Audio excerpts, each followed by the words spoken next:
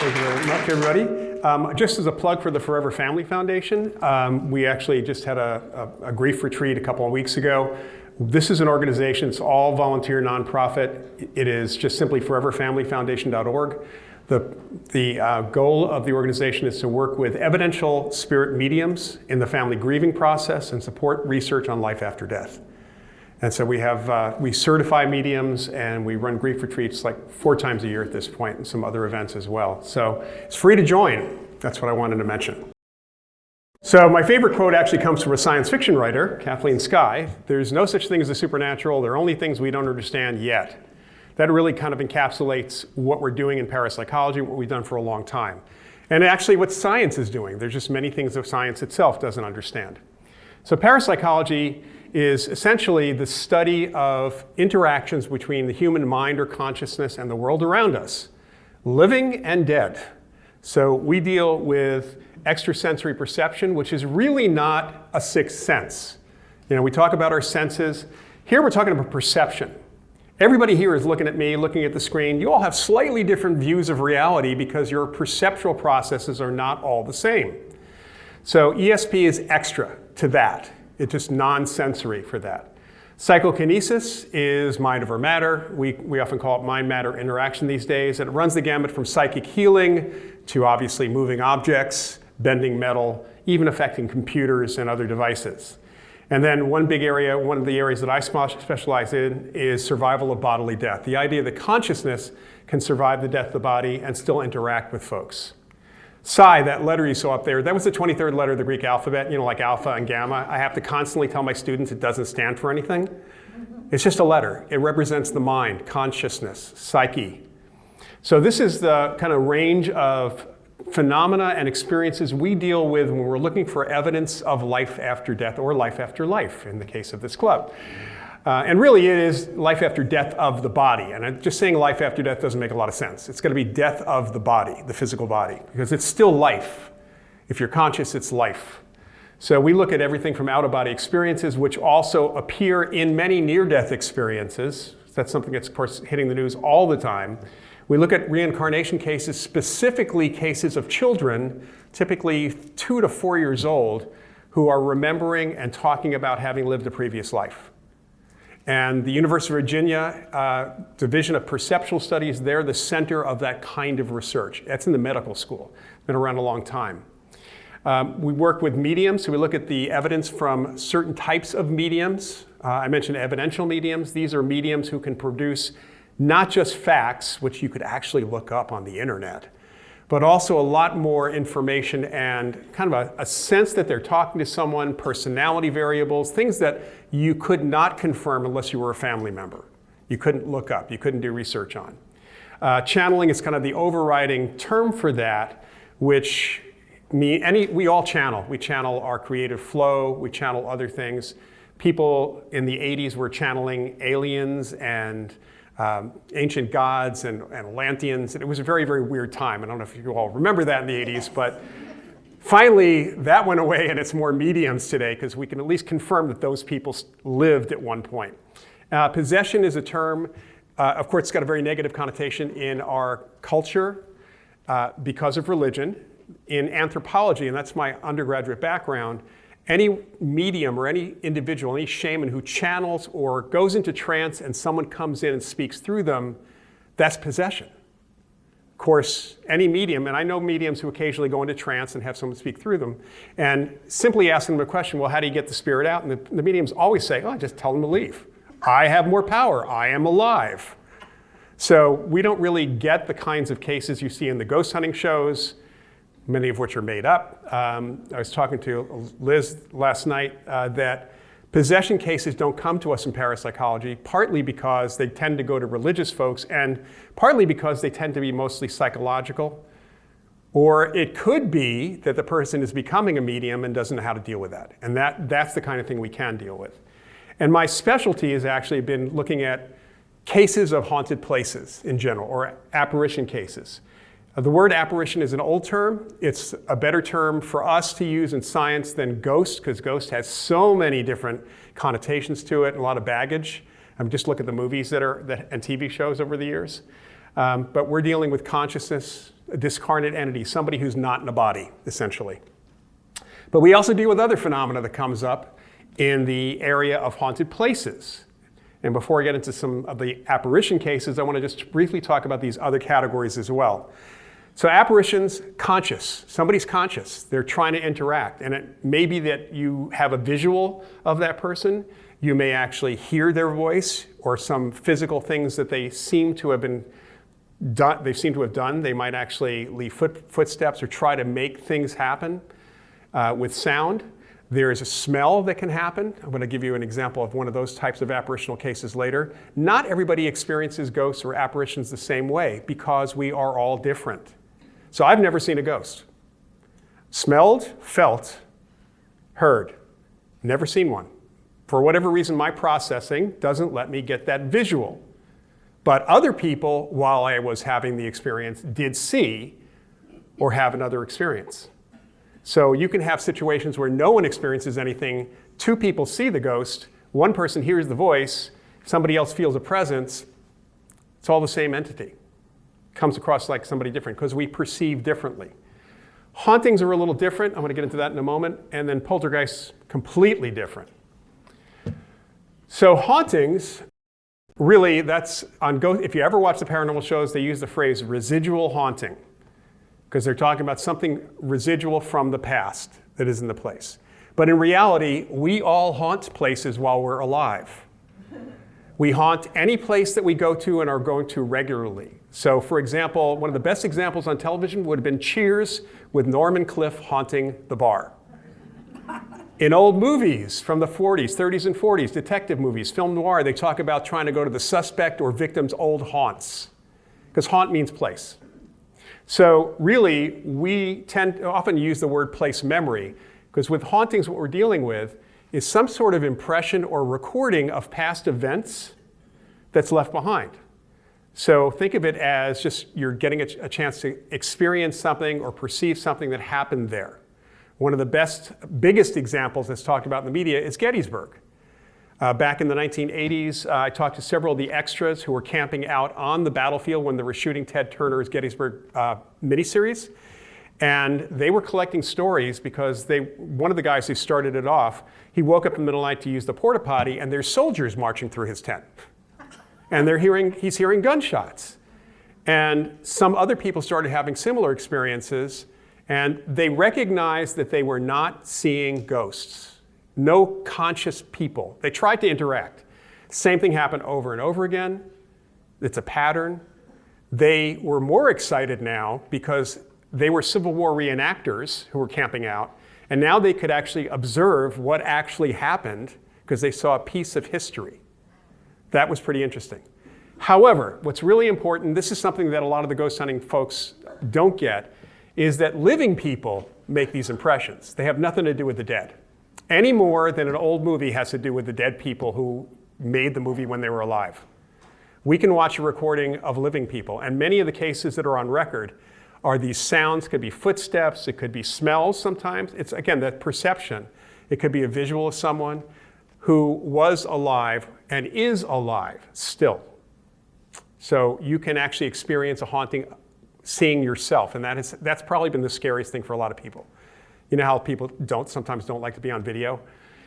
Same thing. You see yourself as a ghost or see yourself as an impression, that's kind of scary, but not so much for kind of the younger generation who's always on TikTok.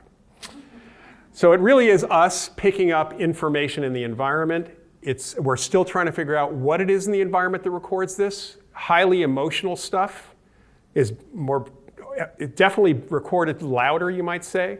So a place that had tragedy with terrible emotions, with a lot of pain, is going to feel really bad. But you know what? Almost nobody reports a good haunting.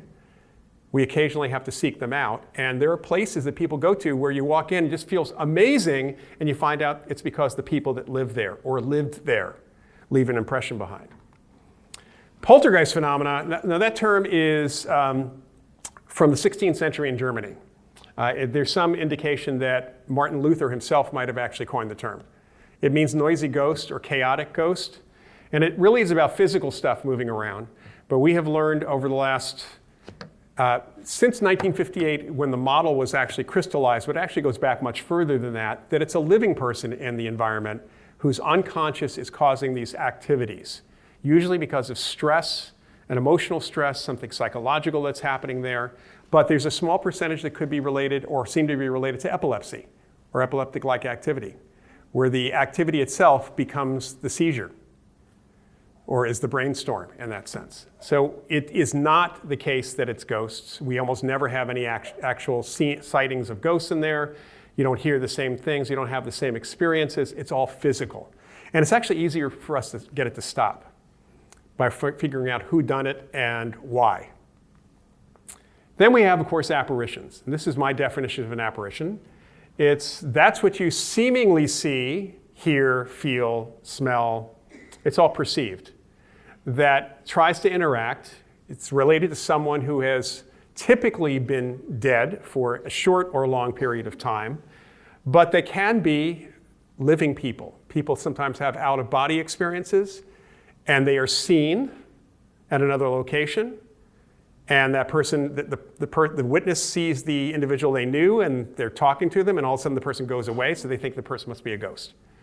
Except the person was asleep and dreaming or was having an out-of-body experience otherwise. So they can definitely represent the living as well. And I've had cases like that. So ESP and PK, I'm just not really going to cover this too much, but I just want to mention that when you watch these shows, it seems like, and this is because of the producers, they make it seem like there's not, unless you're psychic, ESP is not involved at all. But if you have an experience with an apparition or a haunting, you are having a psychic experience. You are perceiving the ghost, seeing the ghost with your ESP. They're broadcasting what they look like, which is why they have clothing on, by the way. Otherwise, the spirit world would be a bunch of naked people running around. They also look younger than they did when they died and look healthier than they did when they died, something we all need to keep in mind, because we can, if we think about that after we're dead and we're ghosts, we can make ourselves look much better than we did when we were alive at any point in our lives. I'll have a lot of hair. And then if a ghost moves something, it's psychokinesis. It's all PK, psychokinesis if it's a poltergeist. If you're not watching the TV show Ghosts and you like comedy, you should be watching this show.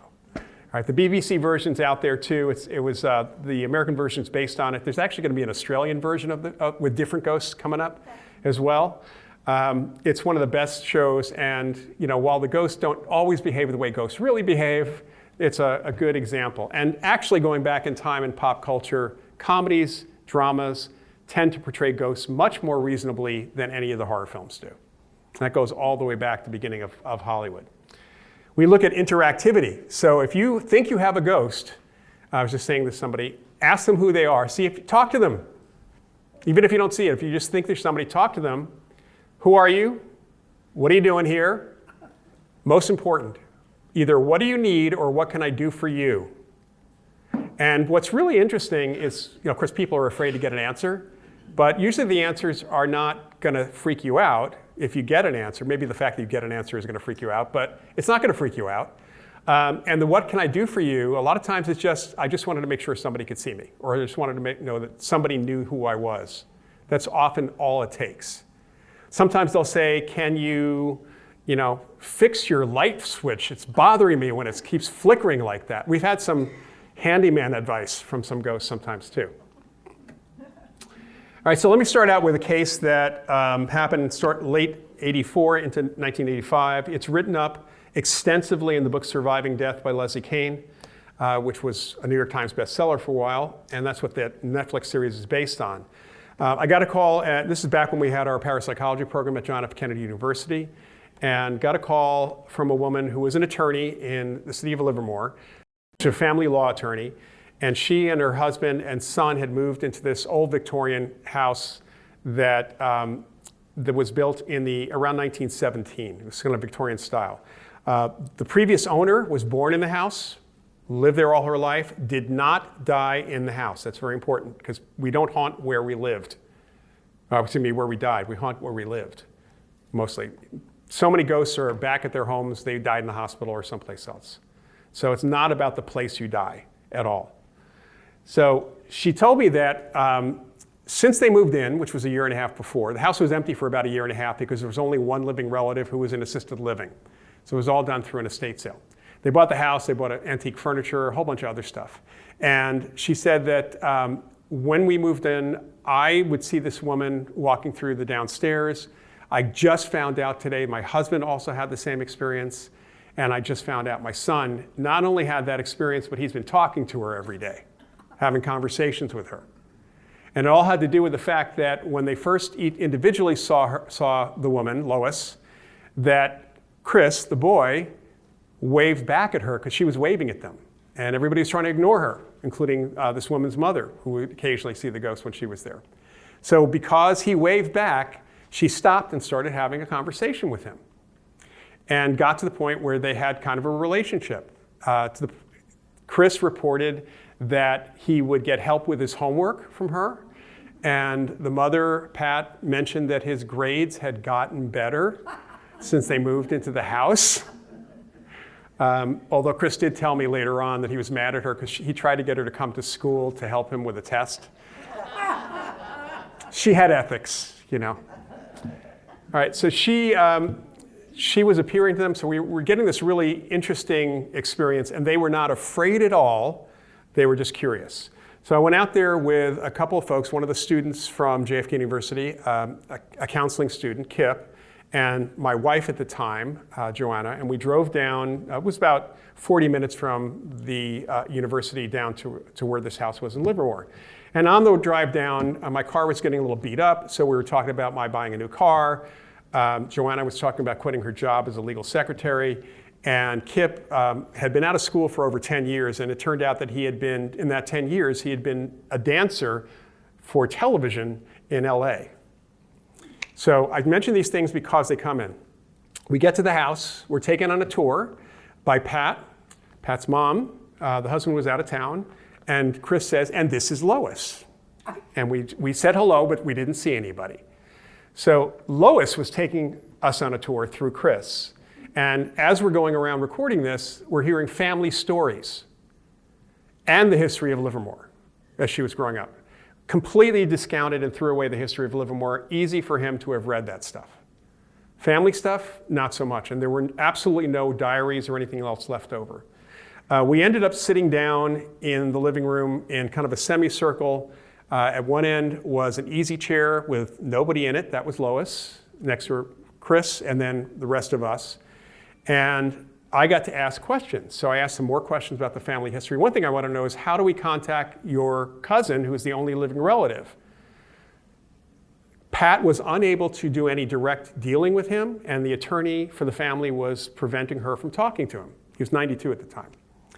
So she gave enough information that I was actually able to call him and confirm every single family story. In fact, I would start one and he would finish it. He was very excited to hear that Lois was still around because he was 92. He saw his future, let's put it that way. Then I asked questions like, Lois, why are you here? Well, she died in the hospital of cancer. And when she was going, she realized that she was not religious in her life. She didn't know if it was there was a heaven or hell. Figured, why take a chance? I'm just going to go home. And she said that she remembered closing her eyes, and the next thing she knew, she was in the living room. And she waited till the next people came in, and she liked the family, connected with Chris, and so she's staying for now. Lois, why is it that Chris can see you and we can't? She said, because I'm sending to him directly. All right, so that was very important. And the other thing was, Chris had said that Lois would appear sometimes at different ages and with different clothing on all the time. And so I said, Lois, you know, what's that about? She said, well, that's how I felt that day. That's my picture of myself, because as far as I'm concerned, as far as she knew, she said to Chris, or Chris is telling us all this, by the way. Chris says, she says she's just a ball of energy like some of those aliens on Star Trek. And if any of you are fans of the original series, that would be the Organians and some of the other complete consciousness entities that could project something to that. And then I said, so Lois, do you have any questions for us? This is 1985, very early 85. Do you guys have blasters like on Ghostbusters?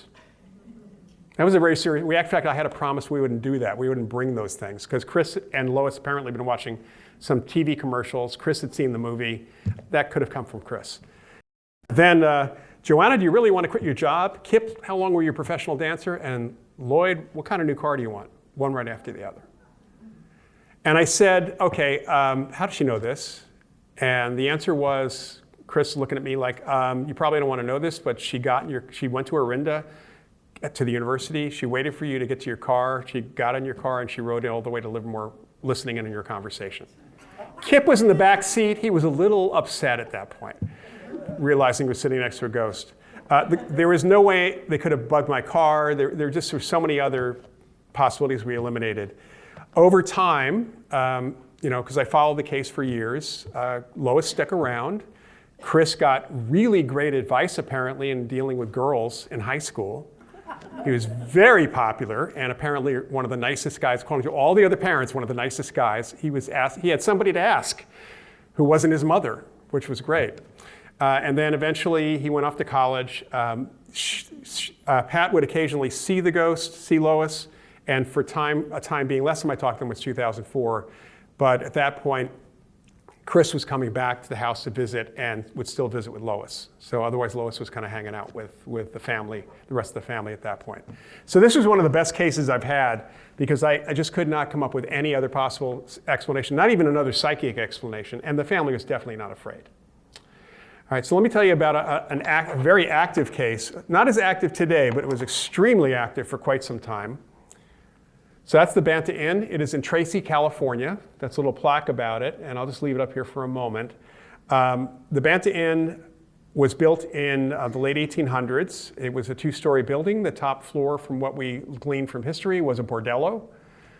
It was a way station for people, and that top floor burned in 1910. The family that owned it may have been related to Joaquin Murrieta. If that name sounds familiar, he's a very famous outlaw in California. People are still looking for his hoard of gold in Northern California at this point. But there was a relationship there. Tony Gukin, when he married his wife Jenny, came to the place, and they'd already had some activity starting in the late 1940s. Another ghost named Margaret. People had seen a woman's ghost, but she seemed to have been gone by the time we got there. Instead, what we had was a guy named Tony Gukin, who passed away at the restaurant bar of a very, very massive heart attack, and he was right across the street from the paramedics. They could not get to him in time, but that was 1968. Within a week, the regulars were seeing him in the bar. All right, so there's a table in the corner there, that's the cocktail area of the bar. There's a table back there, that was Tony's table. And he would, on his breaks, he would sit at that table, drink a bottle of Bud, and he would be playing two-handed poker with himself. All right, so within a week, some of the regulars started seeing him, recognized him right away, but since they were the regulars and they were generally a little bit under the drink a bit, nobody paid attention. But then some of the customers coming in would remark on the guy sitting in the corner, which they did when Tony was alive. And these would often be people who either had seen Tony before because they'd been there before, or knew people who would remark about that. And then eventually, what started happening is things started moving at the bar. I mean, physically moving. We have a lot of stories from the witnesses of activity in the restrooms a little bit. Tony used to play around with people going in and out of the ladies' room to some extent. He apparently freaked out some Hell's Angels enough so that they ran out of the place. My first time at the bar, we were doing a piece for a TV show called Hard Copy, and this was before it opened at noon, and I was facing the bar. At that end of the bar was Joan Borland, the owner, and the bartender. Nobody's behind the bar. I'm facing the bar. The cameraman and the producer are facing me, asking me questions, and an ashtray on the bar, a big glass ashtray, pops up in the air, flips over, smacks back down in the bar without breaking. Joan and the bartender start giggling a little bit. The producer and the cameraman are like, "What was that?" I told them what it was, and they look down and they see them nodding. And the producer says, as every TV producer everywhere has ever said, "Can you get him to do it again on camera?" Every single time. And every single time, because I've done a lot of shows, if phenomena is going to happen, it's always going to happen behind the camera. Well, not always. 90% of the time it'll happen behind the camera. And yeah, they're screwing around with the TV people, basically. in that case. We actually had much later, I sat with another show director and his fiance and the cameraman at dinner, and the salt shaker started moving across the table like this, kind of like an old Abbott and Costello routine. The same day that we had the ashtray pop up, a glass started moving across the bar, again, as they were just packing up their equipment. So Tony was playing around quite a bit. One of the things he most often did when he was alive was he would have the old cash register open, and he would stack or put the coins in a nice neat row in each of the, and he'd have to keep doing that because of course you're taking coins out and putting them in. And so we did an experiment because apparently this was happening after he died. And I messed up the coins in the register, slammed it shut, waited a minute, opened it up, nice neat rows, and we did it multiple times. We had a lot of phenomena actually happening. One of the things we did catch on camera was a chandelier, which was made from an old wagon wheel, start swinging back and forth. This is for Japanese television. And the Japanese medium who was with us brought out a drink for Tony, and the chandelier, which was going back and forth, did this. So loss of momentum, it's a little tough to explain that one. This is Joan Borland. She and her husband Dave do no longer own the place. Joan had grown up in the area, and she bought the place or convinced her husband to buy the place. He was an Alameda Sheriff's deputy, because Tony was like an uncle to her, and she had seen his ghost. So most of the physical activity really got started in the early 70s after Joan bought the place, and she owned it through the early 1990s. Dave was a complete skeptic. He didn't believe in ghosts at all, but two things happened. Number one, he was in the kitchen one day on his off day helping, he was just cleaning stuff in the wash sinks, and a spoon apparently came up out of the water, hovered in front of his face, and then shot off across the kitchen. So this is what Joan, I did talk to Dave about it too.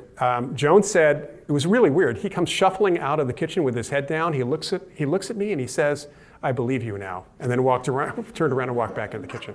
That's what happened. The other thing was he got a little fed up with people saying they saw Tony, even if they were new customers. So what he did was he put together, and this is some of the pictures he had, he put together photos of Tony and his friends. In fact, there was a whole group of them about the same age that were known as Tony's cronies. And that's the picture in the upper corner there.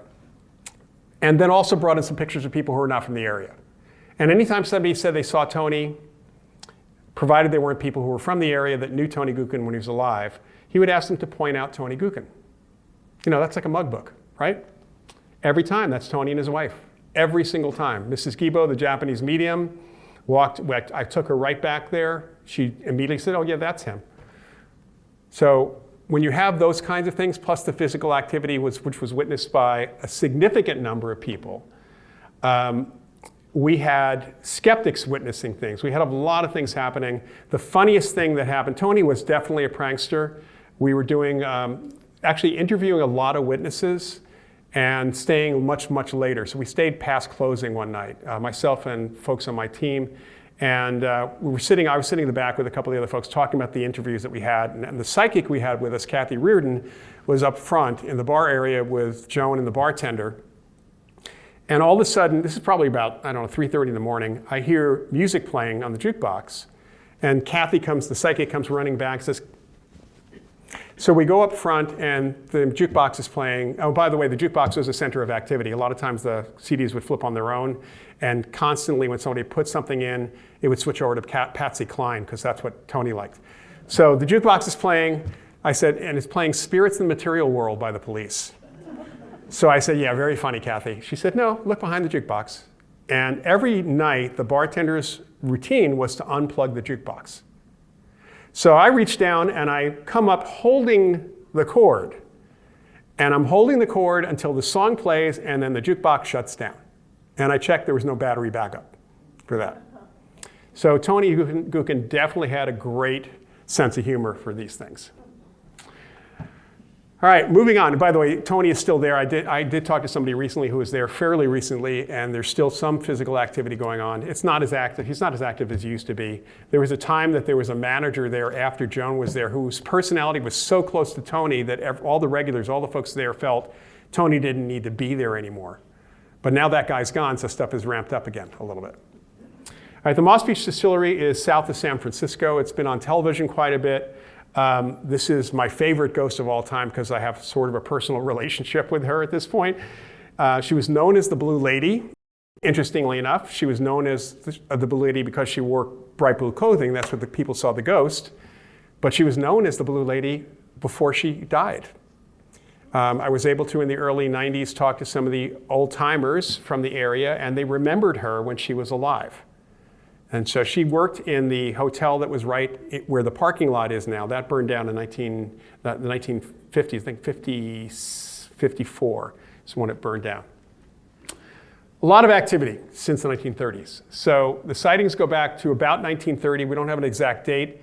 There's nothing, really no newspaper accounts of anything back there. We just have stories from the locals for that. The Historical Society, the one historian I talked to initially was able to get some, over the years, get some stories. And it first started appearing in the news locally probably in the 1970s. Most of them are from the 70s to 91 when I actually started the investigation, but after that, of course, there'd been a lot more than that. So this is when I first went in there. Later on, a witness from the USS Hornet, who I'm going to talk about in a moment, had an experience, as it turns out, at the distillery when he was a kid, because his father knew the owner down there. So he confirmed an experience from 1956, actually. So I've talked to people who said there was nothing, no one really saw the ghost before the 70s was all made up. Problem is that there were a lot of people we talked to who were old enough to remember that time period, and they had experiences with the Blue Lady. All right, there had been some physical activity since the 70s. The previous owners, Pat and Dave Andrews, were the ones they actually lived on site, and Pat had a lot of reports of physical activity, mostly very helpful. She would be in the office and she'd be looking for something like a pen or a notebook or a checkbook, and it would float down off a shelf, or it would come from another part of the office. So she was pretty happy having this ghost around. It was like having a personal assistant for a time. But it kind of did ramp up a little bit towards the end of their tenure as owners, and then it continued after John Barber took over when he bought the place. And he came from the telecommunications industry, didn't believe in ghosts, but between the fact that his daughter had a really unusual experience when she was working as a waitress there a couple of years before he bought it, and some things that were going on when he first bought it, he became very well convinced that there was a ghost there. All right, so as far as who she is, that's a problem for us because we don't have any historical records. What we have are stories from that June Morrill gathered from the local historian, she is a local historian or was, and then some of the old-time folks who were much older. They were old enough to have been around in the 1920s and 1930s, and they remembered not only the woman when she was alive, but also stories right after. So there have been, other people who have experienced the ghost have gotten the story from the ghost's mouth, more or less, her proverbial mouth. Some of the psychics I've worked with. There was a local who, she and her husband lived down the street, this is about 10 years ago, who I met when I was there in the evening, and they would go in for drinks after work, because it was walking distance, and the woman said that she would have conversations with the ghost. And she actually confirmed some things we got from the psychics. And her husband had seen the ghost a few times himself. All right, so there was quite a bit. This place was built in 1926 as a residence. It was bought by a restaurateur, Frank Torres, in 1927. It became a speakeasy during Prohibition. It was well attended by the mayors of all the local cities. Police chiefs and other officials would go for a drink there. Some people from Hollywood, most notably, or the infamous Fatty Arbuckle, used to drive up and go to the distiller, to the rest of Frank's place. Even the governor was known to have dropped in every now and then.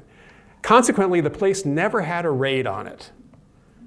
So you have the mayors and the governor, and you have the police chiefs. Who's going to raid the place? The only other people who might raid it were the G-men, and politically, that was not a good idea at all. All right, this is the restaurant as it looks today. Hasn't changed much. They actually kept the original bar. They did. John did expand the place, added an additional dining room, which I'll talk about here in a moment. So I started going there in 1991 because we were looking for a place for, again, a Japanese TV show. We had done the Banta Inn. Now we're doing the Moss Beach Distillery. John Barber was okay with doing that, figuring it might bring some tourists from Japan. Actually has, because it was a really big show in Japan. And he did first ask me if I thought it was going to be good for business or bad for business. So a lesson for anyone who's got a haunted restaurant or knows someone who does: if the food is good, they will come back.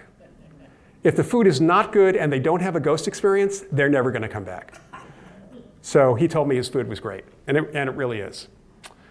All right, so this was their History Channel did a little reenactment. So the story goes that the Blue Lady, who we know as, the name we have gotten was Elizabeth Clare, did not get a last name, but Elizabeth worked in the hotel. She had escaped or left her very brutal husband. You know, it was a very bad relationship. He was physically abusive. She had left the Midwest, come out to California, gotten a job in the hotel, and would come to the restaurant pretty much every night after work. She actually started an affair with the piano player who was a few years younger than her, a guy named Charlie. Charlie Donovan is the name we finally found out. And that was fine for everybody until one night her husband showed up. And you don't go into a speakeasy and expect to drag somebody out when there are bouncers and the owner likes her and all that. So the guy was completely just thrown out in his butt. Later that night, as something that she and her boyfriend would often do, they took a walk on the beach right below the restaurant. The next morning, she was found stabbed in the back, knife in the back. The boyfriend was unconscious. He'd been hit from behind. No sign of the husband. We don't know if he's the one. We're assuming he did it. We also, although I didn't kill the guy, I don't know. It could have been something else altogether, but no sign of the husband at all at that point. Within a week, people were seeing the woman in blue still wandering around not only the hotel, but also the restaurant. So I got there in '91 with Mrs. Gibo, Japanese psychic, and really interesting medium. I said fashion consultant to the dead for a good reason. So until Mrs. Gibo had the conversation with Elizabeth Clare, she gave us that name first, and then we got it from some locals too. The woman had been seen in like 1930s bright blue clothing. She had a series of dresses. They were all very, very bright blue. It's something that, again, she was known to do when she was alive. So Mrs. Gibo had a conversation with her. After hours, we were there after the place closed. The second room, the new dining room, wasn't finished yet, so I want to get to that one in a moment because something happened there. But first, Mrs. Gibo she sits down at a table where apparently the ghosts had been seen once in a while, and she starts having a conversation. And she's talking to this empty chair across, and of course they're capturing it on camera, and she's speaking Japanese. The coordinator's translating for me, so I know what's going on. And a really silly thing happened. You know, the producer says, ask her why she's speaking Japanese. Does the ghost understand Japanese? And I really didn't want to because I knew the answer. So I said, Mrs. Gibo, what's going on? She says, I'm speaking Japanese because it's a Japanese TV program. I'm speaking for the camera. I don't even need to speak at all. We're having mental communication. It's beyond words. All right, so she continues. She reaches down to her bag. Mrs. Gibo. She pulls out a couple fashion magazines. Mrs. Gibo, by the way, was all about shopping. She didn't mind going anywhere in the United States or anywhere in the world for these TV shows as long as she had a couple days to go shopping. So she takes out a fashion magazine. She starts flipping through it. She shows something to the empty chair. Does it again. Does it again. It's like, I didn't even want to ask at that point. And it's a good thing I didn't because it would have kind of biased me. So 2 weeks later, before I get back to the case, I get a call from one of the main waitresses who had been having experiences and says, I know it's the same woman because her face is the same, but she's wearing like a little black cocktail dress. What did you guys do?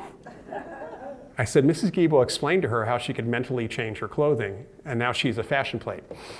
So she's not been seen in the blue dress since 1991. More modern clothing every single time. All right, so this is the back door, which is now it's in the Fitzgerald room, the one that it's been finished for a long time. So there's like a waitress station there. That door is a little different than it was originally. During the construction, it was a push bar door, like you see on these doors, that are here.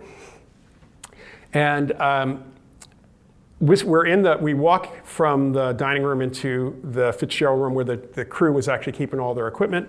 And Mrs. Gibos is looking off to her side. She nods her head and she says, "Watch the back door."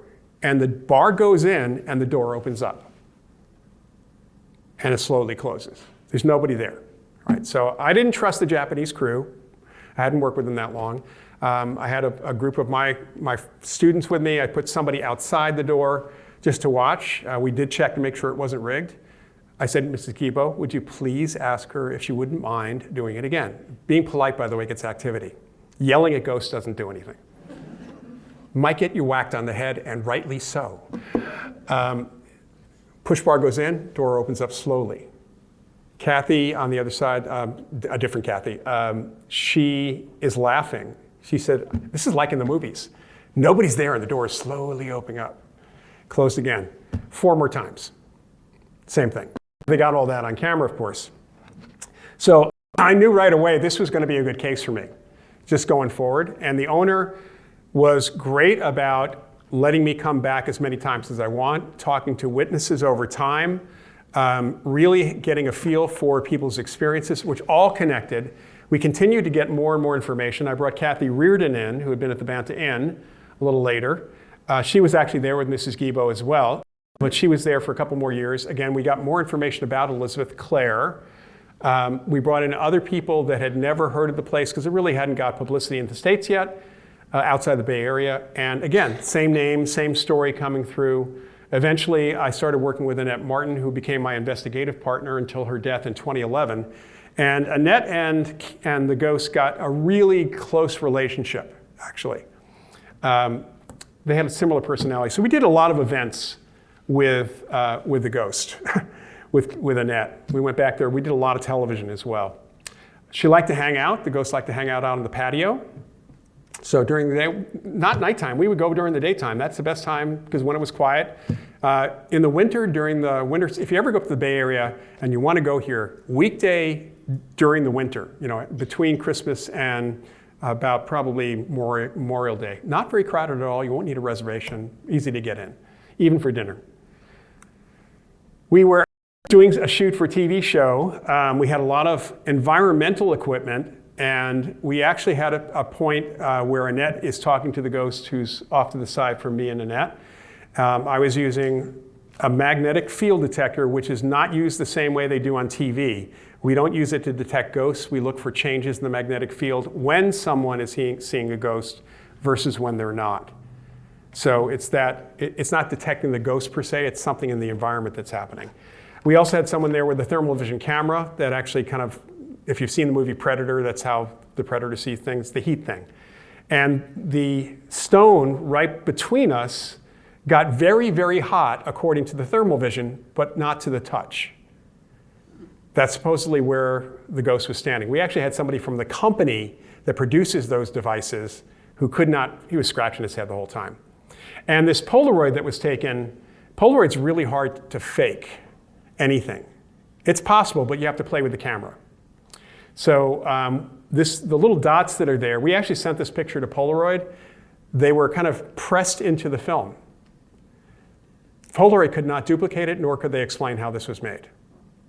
So all happening at the same time, and that's what we really look for, is things happening at the same time as somebody having an experience. Now, quick personal encounter here.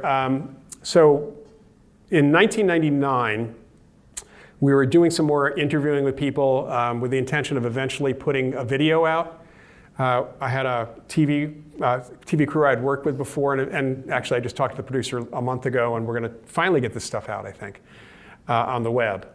But we were there overnight for a couple nights. I had a physicist from Lawrence Livermore National Lab who was interested, brought some really interesting radiation and electromagnetic equipment and stuff, and 3 psychics with me, and that was one of them.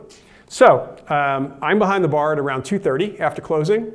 I'm using my magnetic field detector to see what's going on, and of course it starts spiking because the ice machine goes on.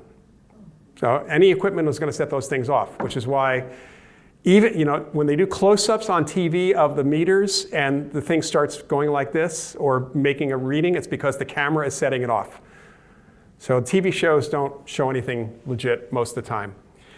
I suddenly felt like somebody was behind me. You know, I got that sense like somebody's behind me. And then all of a sudden, something moves through me, kind of like standing in the surf. And then it went from front to back. And then from back to front. And I started timing it because in my mind's eye, again, I was clearly not seeing something with my eyes. I got this picture of this young woman wearing particular clothing, particular hairstyle, particular jewelry, walking back and through me and giggling. And I got to tell you, it felt really good. It was very giggly. So 2.5 minutes later, because I'm timing this, Annette, Stash Murray, another psychic, and Pam Heath, another psychic, and one of my colleagues, came around the corner from the other dining room. They stop and look over at me and they start laughing. I say, "What's so funny?" "She's walking through you," says Annette. Then Stash says, and I feel it leaving me at that point, and Stash says, "Oh, I think we scared her off. She's leaving." And Pam said, Pam is both a parapsychologist and a psychic, and Pam said, "Okay, I know what I saw. Let's all write down what we each saw." So they had to give a description, clothing, hairstyle, jewelry, all of that. And it not only matched each other, it matched what I got in my mind's eye. All right. So one of the things that's it's a little goofy, but very often, Annette and I would do we've done a lot of TV over the years. And once in a while we get a reporter, one of the TV folks to say, "So does anybody ever have sex with a ghost?" Well, actually, Kesha, you know, the pop star, she apparently has had sex with a ghost, according to her. But Annette, you know, I will say no, as far as I know, and then Annette would say, "Well, Loyd almost did." If we hadn't come around the corner, who knows what could have happened. All right, Ankasha Menti, another psychic, also became very friendly with the ghost. Well, she lives up in Seattle these days, but she and Annette together had seen the ghost. And so I've gotten more and more. And one of the sessions that Annette did, Annette went into trance, not intending it. And the ghost came in, gave the name Elizabeth Claire Donovan. We later found out that Donovan was the name of the piano player who she really wanted to marry, not her husband. We never got her actual name. We then get descriptions of some raids on the beach below. The beach was a place where smugglers were bringing booze from Canada. And there were 3 raids that the ghost had told us through Annette. We had no record of that, and although there are records, I'm sure, at the FBI in DC, none of that's digitized. So we had no idea how to really confirm that until months later when I'm interviewing Alan McCain, the curator at the USS Hornet Aircraft Carrier Museum. He talks about seeing the ghost when he was a child, when he was a kid, because his father was friends with the owner. He had been friends with a couple of owners because he was on these 3 raids. He was an attorney for California. He went on the 3 raids in during Prohibition of the beach below. And he starts describing exactly what Annette had described. So we had confirmation from something else altogether. We were told at that same seance, that same session with the ghost, to call her Kate, because she didn't want to be reminded of actually her previous name and her husband. So that's the name we got. And then I started working with Sandra O'Hara, an Irish medium who will also see on Surviving Death, one of the best mediums I've ever worked with over the years. Had some really interesting information and actually filled in some other historical information for us as well. So just the last point before I move on, I'm going to go a little bit over since we started a little bit late. But a couple of really bizarre things. First of all, Mrs. Guibo told us that Kate came to visit her at her hotel in San Jose. So after our session there. And then she moved to San Francisco because we were doing something else in San Francisco, and apparently Kate would go visit her there as well.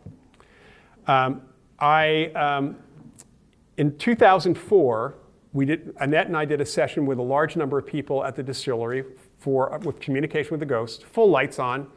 Mark Pitta, who was a local news guy and stand-up comedian, started asking some silly questions about the sex thing and other stuff. Actually, he asked Kate through Annette, "What do you miss most about life?" And she said, "Sex and food." So couldn't help her with the sex thing, but the food thing, we actually gave her an idea for that. Then asked, where did she want to go when she was alive that she never got to go? And she said, Paris. So I kiddingly said, you can go to Paris, you can hop a plane, nobody will know. Or just think yourself. I said, but be sure to send me a postcard. So very flippantly. a few months later, I get an email, unsolicited, from a medium in Paris. This medium says that a young woman with blonde hair appeared to her and said that she, the medium, had to find and communicate with Loyd, the parapsychologist from California. And the medium's like, what? It was like out of nowhere. And then the other thing was, tell him I made it to Paris. That's all she heard. So it happens this medium in Paris was friends, and it was known to the Institut Metapsychique, which is a 100-plus-year-old organization in Paris studying parapsychology. And an old friend of mine, Mario Varvoglis, is the director there. So she asked Mario, is there a parapsychologist named Loyd in California? He said, there's only one parapsychologist named Loyd. It's Loyd Auerbach. Here's his email. So I get this email telling me this, and then the last thing is, she said to say she made it to Paris. All right, that was pretty cool. Then I was at a conference on mediumship at the University of Virginia in Charlottesville, put on by the Parapsychology Foundation. I was talking about working with mediums in this case.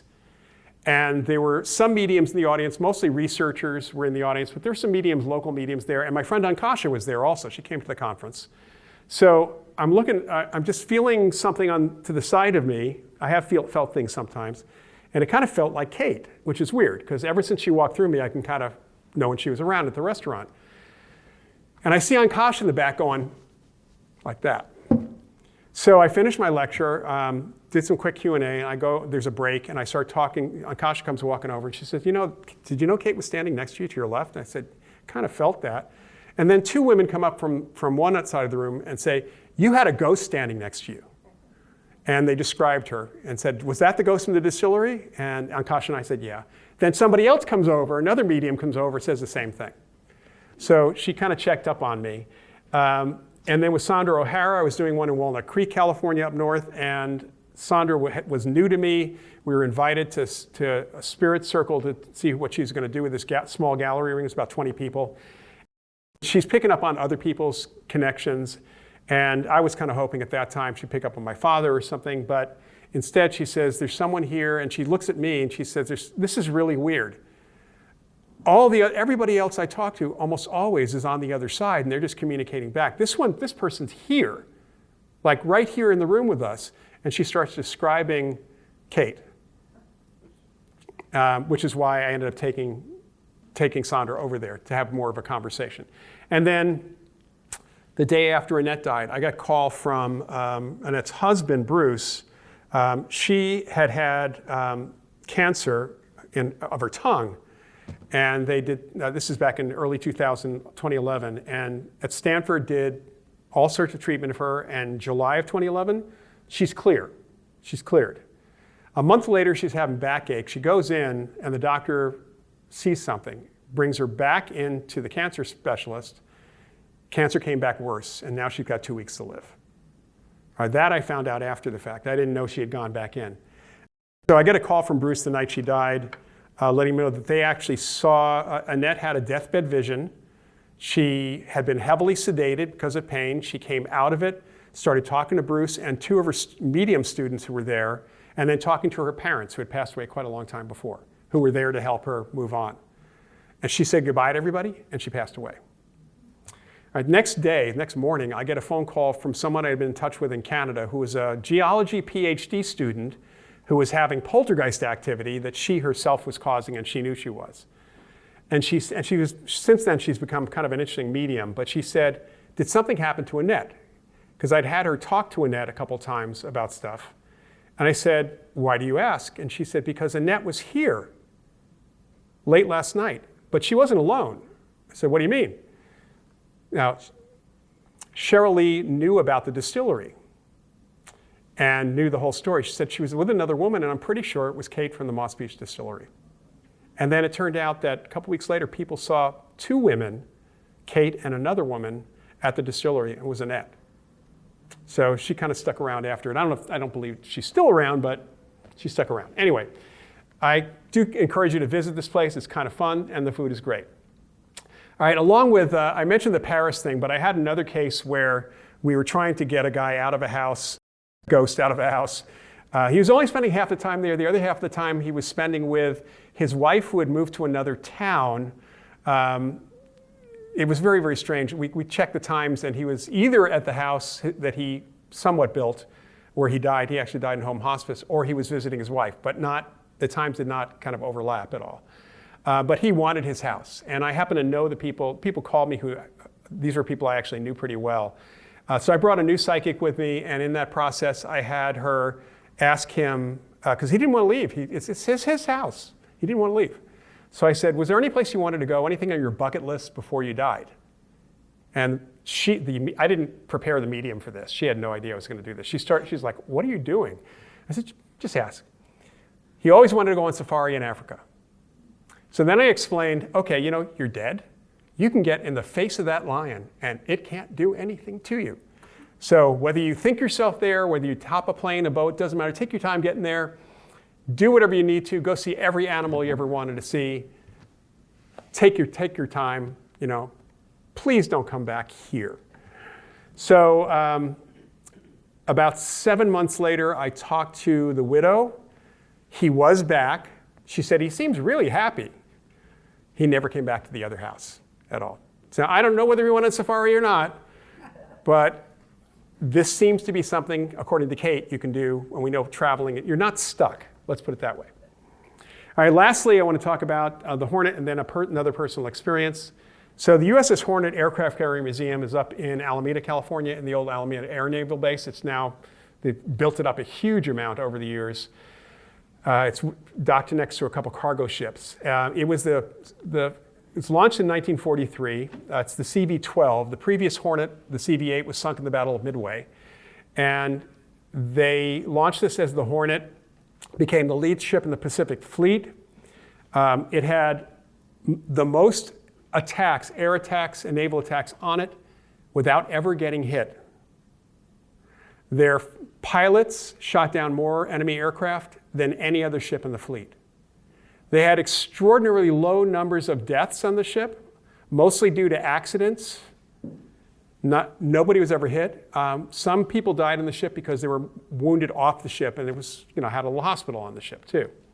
So this is not a case of people dying tragically on the ship, except clearly some people have. There are always accidents in aircraft carriers with the cable sometimes snapping and hitting sailors. There's a lot of danger that can happen there. But only 323 deaths over the period from 1943 through World War II, the Korean conflict, and the Vietnam War. 323 deaths, mostly from people brought aboard ship who died from wounds. That doesn't sound right for any warship at all, especially with a crew complement of about 3,000. So somehow this ship was protected in some ways. Everybody thought it was the guys from the previous ship that were protecting the ship. All right. It was the ship that picked up Apollo 11 and 12, which is the only reason I think that it's still in existence, because it was due to be scrapped in 1995 for $6 a ton. And it was brought down to the Alameda base for the closure of the base, the ceremony, because this was its home base during World War II. And a foundation got together and worked with the Navy to save the ship and start cleaning it up to become a museum. Took a lot of time to clean up, a lot of lead paint, still places on the ship with lead paint and asbestos. They're slowly but surely working through the rest of the compartments. So I got involved because a psychic named Stosh Murray had been, one of her clients was working aboard the ship in the foundation office and had asked her to come and deal with a negative energy in the brig, because they actually had some prisoners there, kamikaze pilots who didn't quite succeed. So Stosh came in, she spoke to a kamikaze pilot apparently, and had done research with a Buddhist monk and did a Japanese-based ritual, so he moved on. The brig actually doesn't feel weird at all, other than the fact that it's a brig. She brought me on because she wanted a scientist to come on and start checking out the place. She'd already had experiences and encounters, but Stosh was an unusual psychic because she worked for Genentech, and that was a regular job, and she was in data analysis and she was doing readings for everybody at Genentech, and they all said, "You should just do that." Now, I don't know if that meant she was bad at data analysis or not, but she'd been there for 20 years. So I started talking to some of the witnesses. Keith Ledoux was one of our main sources, and he actually brought us to a lot of other witnesses who were volunteers, and at the time that I was there, it was already open as a museum. The first experience that Keith and buddy Jim Ushinkoff explained that they knew of was they were in the forecastle. That's the front of the ship where those are anchor chains. The links are this big. And they were scraping paint from the deck and then painting over it as they went. So this is the catwalk right behind. Keith felt like somebody was behind them, so he's tapping Jim on the shoulder. He looked behind themselves. And again, this is a History Channel recreation. They saw not two, but one sailor at one part of the catwalk. Looking around, they saw an officer.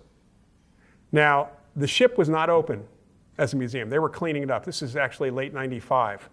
They knew everyone who was on the ship. They checked. There was no one from the Navy there that day at all.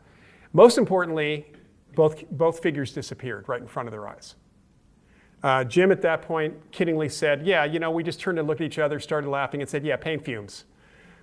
But that was only the first time. That's Keith in the center there. Over time, Keith had a number of experiences, depending on where he was in the ship, either hearing footsteps, including going up these very light steel ladders, but no one was there, or seeing a figure of a sailor or officer. He was often not alone. What's unusual about the ship is that a large number of the experiences include multiple witnesses seeing the exact same thing, or hearing the exact same thing. That's Daphne there to Keith's left, our right. She was a receptionist in the foundation office when I was there. We actually had to deal with a situation because one of the sailor ghosts was hugging her inappropriately every day, and she was not liking that. That's what she told us. So Stosh and I contacted the admiral, the person in charge of the ship, the ghost of the admiral. And Stosh explained the situation to him. And we did that without telling Daphne at all. But the next day I got a call from Daphne. I don't know what you guys did, but it's like a restraining order. He's not coming within 50 feet of me. Chain of command. And that's Bob Rogers, ex-Coast Guard officer, who had a number of experiences, including one in which he saw someone going down the ladders into one of the engine rooms, which had no other exit. And this was after hours. He was actually switching off the lights. And he starts switching lights back on as he's going down. He sees the guy going down and around. And he goes down very quickly after the guy. Two things. As he got off, he looked around. There was nobody there. And he did not hear the sound of anyone on that ladder. And if you go to the ship, I dare you to try to do that to go down at any speed without making a sound. You'd have to have been a ninja for that. This is one of the ladders in the stern of the ship where it leads up to a ready room for the captain. And this is one of the ladders that people often would hear footsteps, which would sometimes stop, which was interesting. Keith said that sometimes we'd yell, hey, who's there? And it would stop, as if somebody paid attention, and then it would continue. That's the only time it would ever stop is if somebody said something to them. This is the ladies' head, the ladies' room, which didn't exist in the ship before it became a museum because there were no women on the ship, other than perhaps reporters during the Apollo 11 and 12. And the main thing that happens here, two main things. One, women have reported over the years being at the sinks and looking in the mirror and seeing someone, a non-commissioned officer, and then other sailors walking back and forth, and the non-com is like this. This was an engine repair shop. And they would sometimes hear the sounds of chains rattling and things like that. The other thing is that women often got pinched on the rear. And that happens almost anywhere in the ship. Sailors, goosing women. Happened to a friend of mine. I almost got blamed for it. If I hadn't been far enough away from her, I would have gotten blamed for it. Medical bay is creepy. It has an imprint in the sick bay because people died there, but there's no ghost there. However, in the chief medical officer's office, starting around 2004, not before that, there was a man that popped up. And he started communicating with a few people. He said his name was Bernie, and he communicated with Annette Martin. We got details about him. We were able to confirm this was a doctor who served aboard the ship during World War II, who died only a short time before the first time people saw him in the medical office. Name was Bernie, and he was very cooperative, actually, for us. Would communicate with a lot of folks. He's still there. People still report seeing him. This is one of the conference rooms, which only opened a few years ago. One of the docents who's had a number of experiences, actually, I confirmed it with a few of the other docents too. They would take people on tours of the ship, not a ghost tour, just a regular tour, and they'd be walking through the conference room, would be the normal passageway, but he would get to the doorway, the opening, and he'd look in. He'd always check and look in, and every once in a while he'd see a bunch of officers seated at the table who would all turn their heads and look at him, and one of them would usually say, mm-mm. So he'd slowly back away and say, okay, they're having a meeting in there, we're going to go around. This is the admiral's quarters. It was kind of guest quarters for an admiral, a visiting admiral, and it was taken over well after death and after it opened up by Rear Admiral Jocko Clark. You're going to see a picture of him in a moment. He is the admiral we talked to. He was a commander aboard the ship during World War II. He died in civilian life after the ship was decommissioned, but before it was brought back down to Alameda. We don't find that most of these folks died aboard the ship, based on what people have seen, any communication that anyone's had with them. Not always psychic, it's sometimes some of the other folks. That's Annette in there. And that is Jocko Clark, J.J. Clark.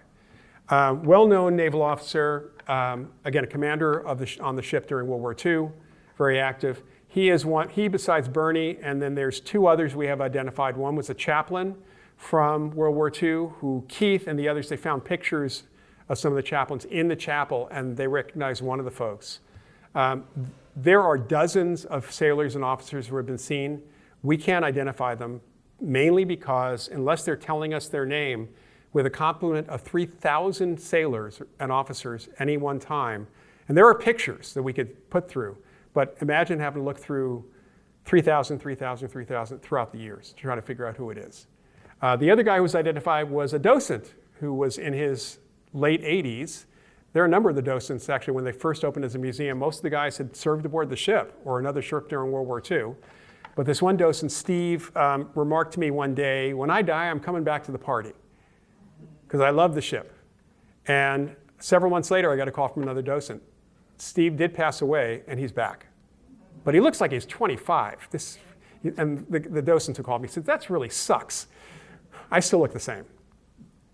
So, multiple sightings, continues to this day. It's probably, if you were to ask me, where do I go to possibly have an experience, I'd say the Hornet. It's just because it's so active, because as long as you're respectful to the ship and to its history, you're very likely to have an encounter of some kind. A lot of interactivity. I've had many psychics. I've talked to psychics who have been there that I had nothing to do with. Well before we brought this out to the public, by the way, I broke the story with a reporter from the Oakland Tribune, and until that time, it hadn't been known the place was haunted.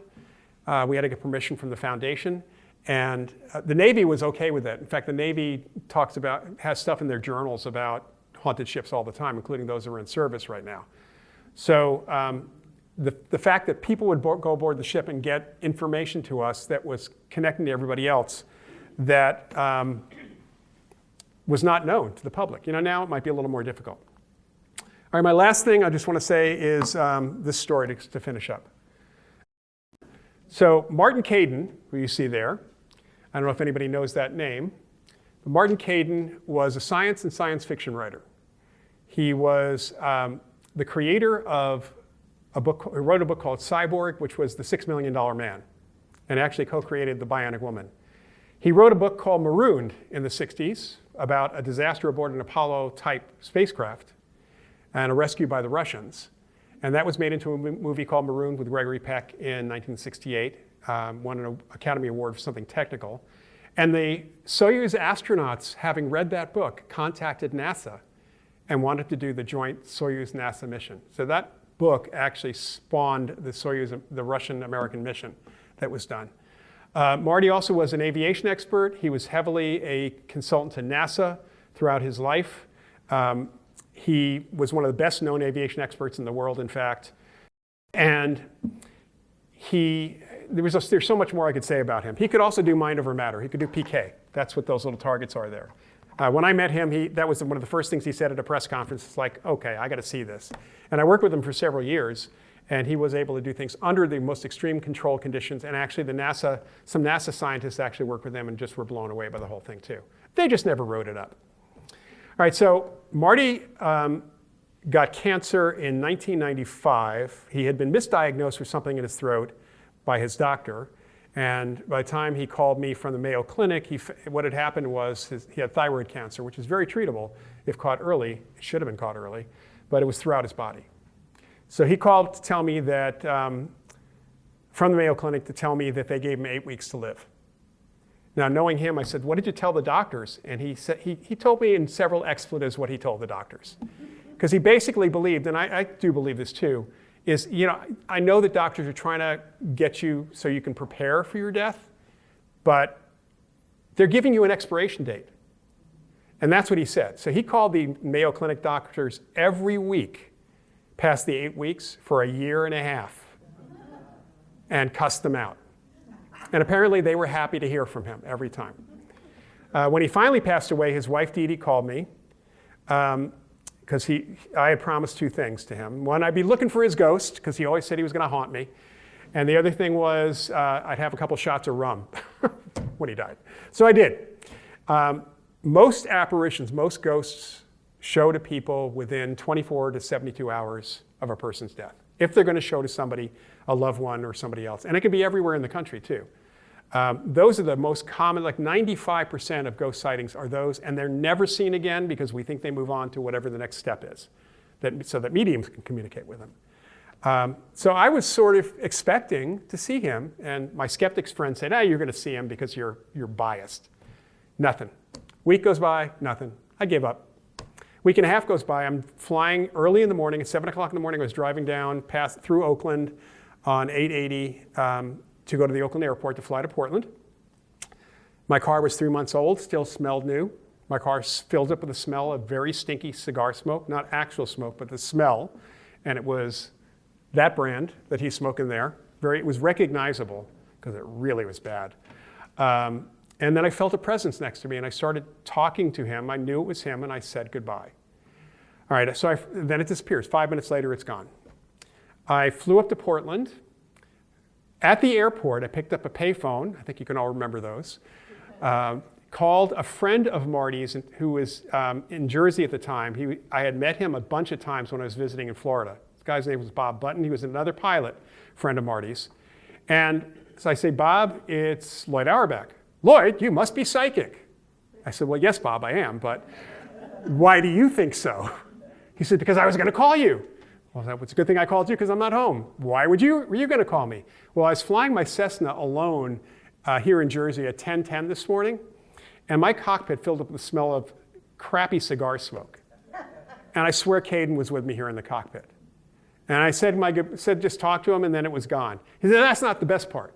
I just got off the phone with John Tracy, a test pilot friend of his and Marty's down in Florida. At 10:20, same thing. Tracy was flying his plane alone. Marty knew a lot of pilots, and while he was in the cockpit, the same thing happened to him. So then I tell Bob my experience. And Bob says, I'm going to have to check around with others that Marty knew, and I'll let you know. So 7 o'clock Pacific time, 10 o'clock Eastern time. 10:10, 10:20. I said to Bob, why did it take him a week and a half to get to us, Bob? And he said, well, Caden, he knew people all over the world. We were probably low down on the list. 25 of us. That's how many people Bob was able to find. 25, either alone in a car or alone in a plane. A few days before, several days after. And my guess is there were a lot more people than that. So he was a force of nature, so pretty much when he was alive, he pretty much made his promise true. But he eventually came through one of the mediums I work with too. So whatever I learned from cases like this and other cases, just lastly, we don't all become ghosts. We don't all stick around. It's pretty rare for most of us. Other than that, maybe it's saying goodbye, just finally saying goodbye to people. Otherwise, we'd have a lot more ghosts around in general.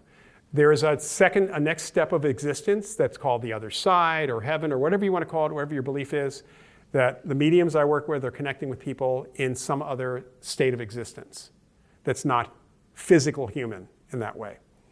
The ones who stick around are here for a variety of reasons. You'll hear from psychics that, oh, they don't know they're dead. Sometimes they're in denial that they're dead. Or they have unfinished business. Most of the unfinished business is making sure their family in grief is going to be okay. It's not like they can do anything otherwise. There's a few where they have to get a message to somebody. Or they're afraid to move on, like Lois, because they think they might be going to hell. Or they think there might be a hell. Or why take a chance? That kind of thing. Doesn't seem to be, according to all the mediums, doesn't seem to be that's the case. So there's all sorts of reasons that are human to us. And we exist after death. Our consciousness, which is what science, it's called the hard problem of science, which is what is consciousness? We are trying to figure out what that is. Apparitions are one indication that consciousness can survive the death of the body, or there's something else really weird going on in the world, one or the other. All right, my favorite quote from Marty, it shouldn't be happening, but it is. You know, modern mainstream science really says it doesn't happen. But people experience it, so shouldn't we try to figure out what it is at that point? I'll just mention that every other Sunday, so next Sunday, I do a YouTube show where I answer questions. I'm happy to, if people come up to me afterwards, I'm happy to take your email if you want that, want me to let you know about that. But it's just, it's youtube.com/@AskProfessorParanormal. You can just put in Ask Professor Paranormal as one word in YouTube, you'll get to it. And these are my books, my other books, most of which are available on Amazon. I've got the Paranormal Casebook here, of course, and some contact information. I'll just leave that up there for you. Thank you.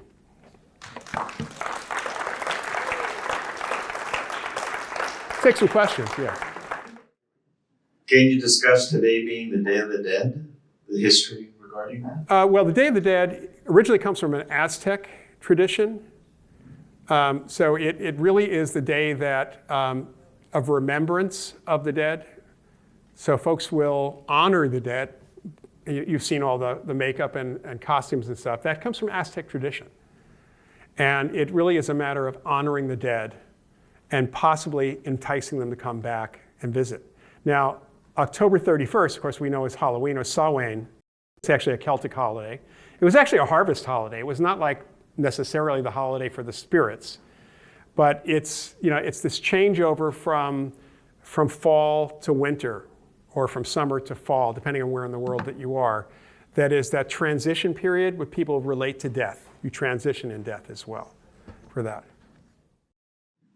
Quite informative and opened my mind as well as everybody's. I was wondering, can you do something now, or produce a poltergeist or an apparition? Yeah, right now for everybody.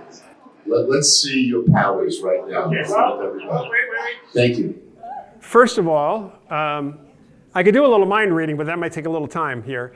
As a mentalist or psychic entertainer, that's entertainment. I have a little psychic ability. Everybody in this room does. I've had experiences. I have on rare occasion been able to do a remote viewing. It's been pretty rare. I've been able to move objects once in a while, like Marty's thing. Very small things, but it's pretty rare. And I've taught people, I've actually run spoon bending parties, having people actually go into a different state of consciousness and having the spoons bend on their own or other things that are happening there. But nobody has the turn it on power like a superhero does to that extent. Mediums can turn on that kind of communicative power because that's part of their informational process, but I don't do that. So the only thing I could really do is, and again, we don't really have time for that today. In your experience, have you come across any connection or relationship with UFOs? Okay, so the UFO community, the UFO world is very separate from parapsychology. The only overlap is that some people who have claimed abductions have developed psychic abilities. But, and then when I was in college, the head of the astronomy department was J.L.N. Hynek, who was the civilian astronomer for Project Blue Book. He started the Center for UFO Studies in Evanston. I was at Northwestern, and I did volunteer there for a year. Because Hynek was really kind of a force of nature in some respects, and very careful researcher. And he was not convinced that all UFOs are nuts and bolts hardware. He thought some of them might be psychic projections, which is what Carl Jung thought they were. So if that's what they are, that falls into our arena. But otherwise, it really doesn't fall into our arena unless we find that the aliens are telepathic and we can get them into a lab. Hi, I was wondering, since these are all like 6 years ago or a few years ago, have you experienced anything in the last couple of months or years? Not the last couple of months. Well, I mean, I have. One of the reasons I use these cases because they're really extensive cases. Even my case book. Not every case that I've done hundreds of cases, but a lot of them are just very same. They don't like have unique features. So I wanted to bring in some ones that have unique features. And I haven't really had.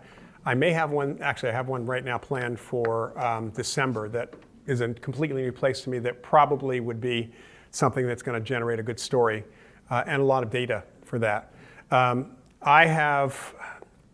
There are so many ghost hunting groups out there now because of the TV shows that when people have an experience, if they Google ghost hunter or if they Google they don't Google parapsychologist because nobody uses that term on the TV shows because they don't want to have us involved in the TV shows. So people go for the low-hanging fruit.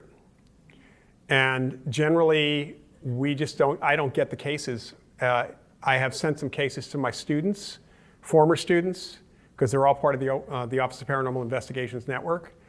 But I haven't personally had a good case in a couple of years. Yeah. The other thing is that I get too many when I get case calls, they're nowhere near where I live. And logistically, they just don't, that's why I farm them out. They don't make sense for me to go to. Those ghosts like Tony and Lois, Yeah. they stuck around for a while. And I'm sure questions like, is there something you unresolved? Why are you sticking around here? You could go anywhere, I would imagine. Right. Outside even this planet, I would. Yeah, that's my goal. Yeah. Yeah, it's going to be my goal. We asked Kate that question, and she did learn to travel, so I don't know that she's at the restaurant all the time. But her response was, I'm having too much fun. And the same thing with Tony. The impression we got with Tony is, except for the quiet time when the other manager was taking care of the place, he was watching over, it was his place. He not only owned it, he was the bartender, manager, ran the kitchen, the whole bit. So you see a lot of, proprietary feeling in those circumstances. The Hornet, those guys are there to protect the ship. Very clearly, that ship was going to be scrapped, and had that foundation not started and been able to work up a way of bringing people aboard the ship, they have an Apollo museum, in fact, it would have disappeared. It would have been scrapped at some point. So the sensation that the people working aboard the ship is that the ship itself invited them back.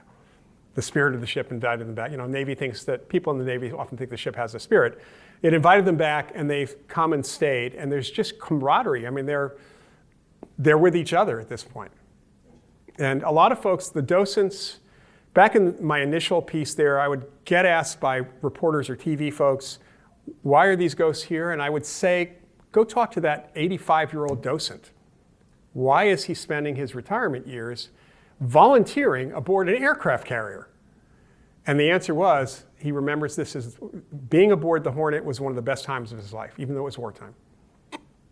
And he felt some sort of responsibility towards the ship. In your experience, have you ever had someone share with you an experience where you've had like a video going or a picture being taken where there was someone physically standing in the room with everyone, and then when you go back and look at the video or you see the picture, that person is not there? Oh, sure. Yeah. But not an apparition like you can see transparently. Like a physical person, body, human flesh, and then you go back and you look at the video or the picture and they're not there. That I have not had happen. I've had the reverse where people have actually seen an apparition and they're not optical phenomena. They can't be photographed. So pictures of ghosts are a big problem because they're not reflecting light or giving off light, and because we're seeing them psychically. So if a ghost were to appear on footage or on a picture or on an audio tape, it's because they, the ghost, are using their mind over matter to make that happen. They're affecting the device or affecting the recording medium, not because they're on camera. Well, thank you, everybody. Our time is up. Let's give another hand to Loyd.